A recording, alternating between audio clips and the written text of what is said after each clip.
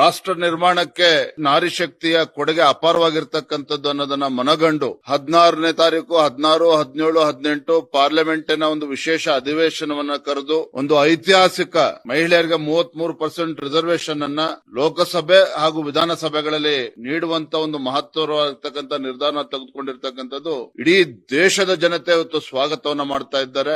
ರಾಷ್ಟ್ರ ನಿರ್ಮಾಣದಲ್ಲಿ ಇವತ್ತು ನಾರಿ ಶಕ್ತಿಯನ್ನ ಸದ್ಬಳಕೆ ಮಾಡಿಕೊಂಡು ಭಾರತವನ್ನ ಒಂದು ಸಮೃದ್ಧಶೀಲ ರಾಷ್ಟ್ರವನ್ನಾಗಿ ಪರಿವರ್ತನೆ ಮಾಡಬೇಕು, ಒಂದು ಅಭಿವೃದ್ಧಿಶೀಲ ರಾಷ್ಟ್ರವನ್ನಾಗಿ ಪರಿವರ್ತನೆ ಮಾಡಬೇಕು ಅನ್ನುವ ಅವರು ಕನಸೇನಿತ್ತು ಮೋದಿಜಿಯವರ ಕನಸು. ಆ ನನ್ಸಾಗ್ತಕ್ಕಂಥ ನಿಟ್ಟಿನಲ್ಲಿ ಒಂದು ಐತಿಹಾಸಿಕ ನಿರ್ಣಯವನ್ನ ತೆಗೆದುಕೊಳ್ಳಲಿದ್ದಾರೆ. ದುರಂತ ಅಂತ ಹೇಳಿದ್ರೆ ಮಲ್ಲಿಕಾರ್ಜುನ್ ಖರ್ಗೆ ಅವರ ಆದಿಯಾಗಿ ಇವತ್ತು ಕಾಂಗ್ರೆಸ್ ಪಕ್ಷ ಇದೊಂದು ಪೊಲಿಟಿಕಲ್ ಗಿಮಿಕ್ ಅಂತ ಹೇಳಿ ಹೇಳಿದ್ದಾರೆ. ಪೊಲಿಟಿಕಲ್ ಗಿಮಿಕ್ ಅನ್ನುವ ಮಾತನ್ನ ಮಲ್ಲಿಕಾರ್ಜುನ್ ಖರ್ಗೆ ಅವರು ಕೂಡ ಹೇಳಿರ್ತಕ್ಕಂಥದ್ದು. ಬಹುಶಃ ಈ ರೀತಿ ಹೇಳಿಕೆಗಳನ್ನ ಕೊಡೋದ್ರ ಮೂಲಕ ಈ ದೇಶದ ಒಂದು ನಾರಿ ಶಕ್ತಿಗೆ ಒಂದು ಅಪಮಾನ ಮಾಡುವಂತ ಕೆಲಸ ಇವತ್ತು ಕಾಂಗ್ರೆಸ್ ಪಕ್ಷದವರು ಮಾಡಿದ್ದಾರೆ ಅಂತ ಹೇಳಿ ನಾನು ಈ ಸಂದರ್ಭ ಹೇಳಕ್ಕೆ ಇಚ್ಛೆ ಪಡ್ತೇನೆ.